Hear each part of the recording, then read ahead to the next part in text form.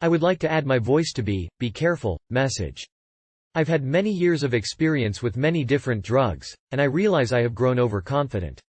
Now there are some new drugs circulating. I want to specifically warn people about 2-Court-7. Not only was there the incident that Anon of Ibid posted about, but there was another that I heard about that sounded quite traumatic. Then there was my own experience of just a few nights ago. It's further worrying in that this drug is easy to acquire. My main conclusions are, if you want to try this drug, make sure you have a good milligram scale, and start at a low dose if you are new to it. Be careful combining it with other drugs. It's much more powerful than I was expecting, and my confidence has been seriously shaken. I had done it once before, 10 milligrams nasally. Apparently the dosage can be effectively halved if you do it nasally rather than orally. Also, it takes at least 2 hours to come on orally, I hear, and I can be impatient. Nasally, it comes on very quickly and strongly, and at first can be quite unpleasant. The first time I did it, the first hour was very uncomfortable and I couldn't wait for it to stop. I felt quite physically uncomfortable. After a while, the intensity dropped, and the rest of the trip was enjoyable. A few days ago, I had a couple days free, and wanted to try something. I wavered between AMT and 2-Court-7, finally deciding for AMT. Since I had no scale, I can't say how much I did. I felt confident about being able to eyeball a reasonable AMT dose, since I had done so a few times before. And I did. It was a moderate dose, probably in the range of 30 to 40 milligrams. But eyeballing these sorts of drugs is a dangerous, reckless thing. Please be careful. I won't do it again. The AMT was pleasant, and ran its course for several hours. It was fairly mild, and I found myself wanting to see if I could add a little 2-Court-7 to it. I remembered fairly clearly what the 10 milligrams I had done before looked like in size, and I did, nasally, an amount that seemed much smaller, perhaps 2 to 4 milligrams. I remembered from the first time that the effects came on very quickly. In hindsight now, I misremembered how fast. It probably took 30 to 60 minutes for the effects to peak, but I remembered it as reaching a plateau within 15 minutes. So, in about 10 minutes, after I felt no effects at all, I did about 2 to 4 milligrams more. Again I waited 10 minutes or so, and again felt nothing really. I began to think I must be doing extremely small amounts, so I did a slightly larger amount, which, in my random hindsight guessing, could have been 10 milligrams or more, though at the time I thought at the time it was much less. So altogether, I probably did somewhere between 15 and 25 milligrams, which was way more than I intended. The effects came on rather quickly after that.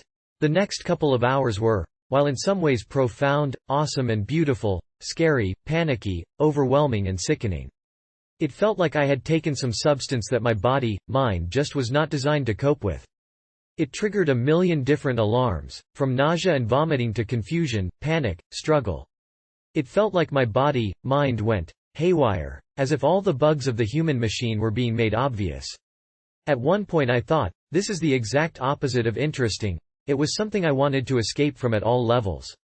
I couldn't even think because having a thought was way too intense. Like a sound system suddenly screeching feedback and you reach for the controls to make it stop but you can't. Every single part of my body and brain were screeching feedback. There were intense and sometimes beautiful visual hallucinations. Mostly, hot, colors, reds and yellows, oranges and whites, very explosive and fiery. Sometimes flashes of white light would overwhelm all vision. Sometimes my whole vision would fold and skew and smoky membranes would drift around. Sometimes I saw things that were not there, distorted gateways in midair. Some things I cannot describe, extremely detailed and intricate visions, like in a vivid dream. Except I could not tell if it, in my head, or if I was actually seeing it. There wasn't really a difference. My thoughts were visual. There were crazy, haywire, patterns all over. Sometimes geometric, sometimes just chaotic swashes. My broken brain made visual. It was very much like all the different parts of my brain were exploding, which was occasionally brilliant, and often terrifying. Delirium seems a very appropriate word. It was often hard to tell what was real and what was hallucinatory. In listening to music, I was filled with very clear ideas and visions about what the music was about, and how that related to my life right now. But in hindsight, listening and looking at the music again, very little of what I saw as obviously true was actually there. It was as if I took the subtlest clues and expanded them to vast visions of truth. One piece of music I took to be about the Black Death, and the imagery and sensations were so clear and grim and horrible I had to turn the music off. The next day, I listened again and read the lyrics, and it's not about the Black Death at all, but the Virgin Mary, and isn't the least bit grim sounding. It was never clear when I saw color patterns on an object whether the object was actually patterned or whether I was hallucinating. In fact, generally, I just assumed that things looked like that. I put CDs in the CD player upside down because I saw such clear patterns and artwork on the music side. This drug is seriously reality twisting. I can see it being a very interesting drug, but, be careful, and have a sitter. It's dangerous. After a couple hours, I was still freaked out, so I took a Valium.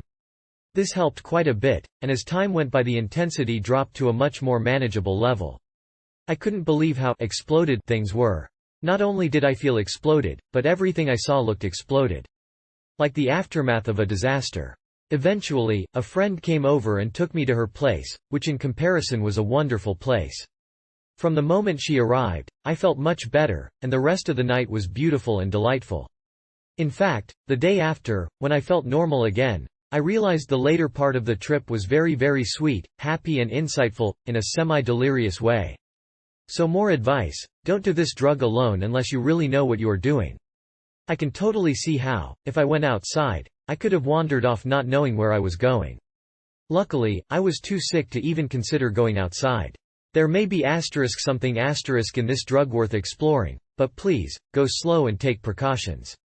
Juxlus. Since I wrote that about AMT and 2-Court-7 yesterday, I've realized something that probably plays a very large role in the experience that I overlooked. Earlier in the day I had taken 10 milligrams of Adderall. I thought this was safe, didn't even consider it a factor, but have since realized I was confused about MAOIs. I knew amphetamine was dangerous to take with MAO inhibitors, but I thought there was a difference between MAOIs and MAO inhibitors. In fact, I thought they were opposites. I thought AMT was an MAOI, and not an MAO inhibitor. Now I know the I in MAOI stands for inhibitor. I was probably experiencing serotonin syndrome and hypertension.